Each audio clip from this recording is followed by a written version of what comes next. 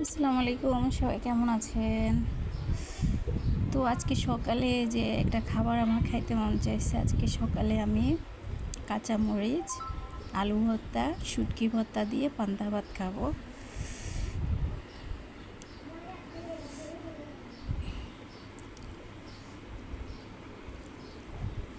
বিসমিল্লাহ।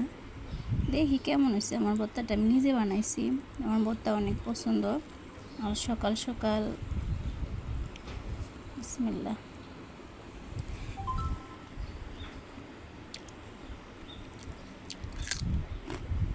হুম,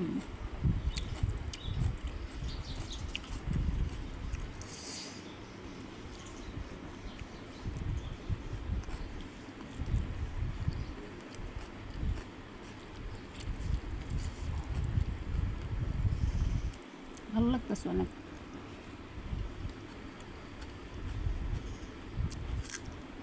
এই যে গ্রামের খাওয়া পান্তা ভাত, শুটকি ভর্তা, আলু ভর্তা খালি একদম পরনটা জুড়ে দিয়ে। হুম।